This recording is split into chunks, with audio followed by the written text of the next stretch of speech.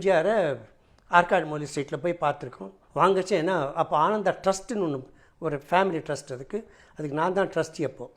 So நான் தான் கையெழுத்து போடணும். அதுக்காக போய் பார்த்தோம். அப்போ தான் மீட் பண்ணியிருக்கோம், பேசியிருக்கோம். அந்த சமயத்தில் அஃப்கோர்ஸ் ஆஃபீஸில் இருக்கிற சமயத்தில் மேடம் ஜெயலலிதா அப்போ வந்தாங்க. அப்போது அம்மு இவர் தான் லக்ஷ்மணன், நம்ம பழைய அந்த காலத்து டிஸ்ட்ரிபியூட்டர் நாடோமணிலாம் பண்ணிட்டுருக்காரு. அவரோட சன் இப்போ நான் டேக் ஓவர் பண்ணிட்டுருக்காரு அப்படின்னு இன்ட்ரடியூஸ் பண்ணி. ஆமாம், இன்ட்ரடியூஸ் பண்ணி விட்டார் அன்றைக்கி அம்முன்ற அம்மாவை.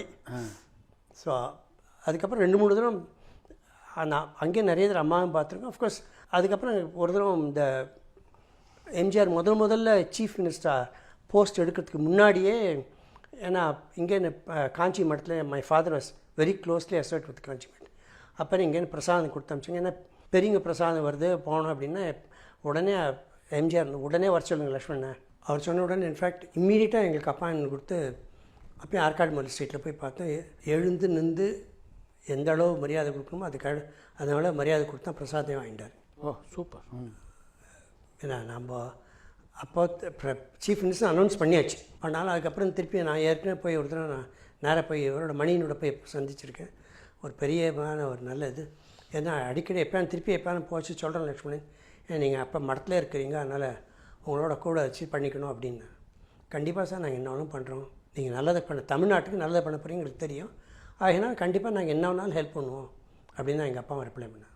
அதே மாதிரி அஃப்கோர்ஸ் அதுக்கப்புறம் இந்த 9 months ஆன உடனே ஏதோ ஒரு காரணம் காமிச்சு இந்திரா காந்தி அவங்கள டிஸ்மிஸ் பண்ணாங்க. டிஸ்மிஸ் பண்ண உடனே கொஞ்ச நாள் ஆகும். அதனால் திருப்பி அப்பாவை கூப்பிட்டு வந்துச்சு. இந்த மாதிரி நான் முதல்ல இவங்க இது முடிஞ்சோடனே கிழக்காஃப்ரிக்காவில் ராஜு அப்படின்னு ஒரு படம் ஆரம்பிக்கதாக இருக்கும். இதே முதல்ல போய் ரிக்கிலையும் பார்த்துட்டு வந்தாங்க.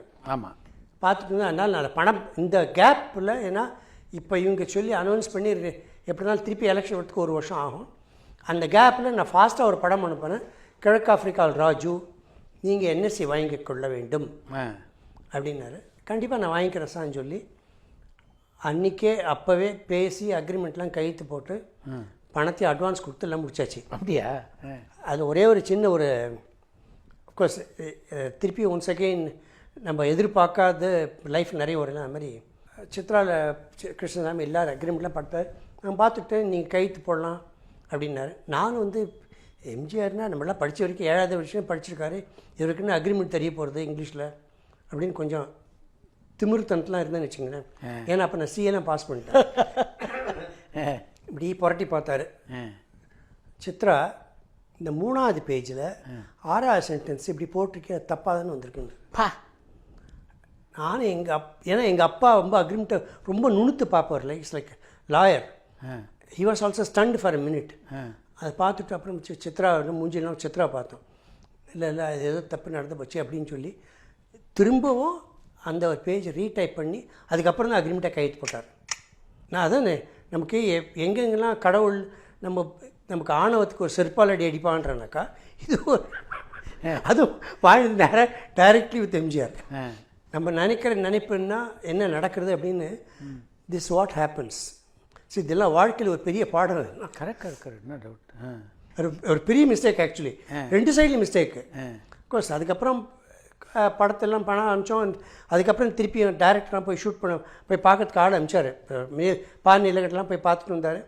மீன் டைம் திடீர்னு 3 மாதத்துல எலெக்ஷன் இம்மீடியட்டாக அப்படின்னு சொல்லி அனௌன்ஸ் பண்ணாங்க. அதனால் படமே எடுக்க முடியல.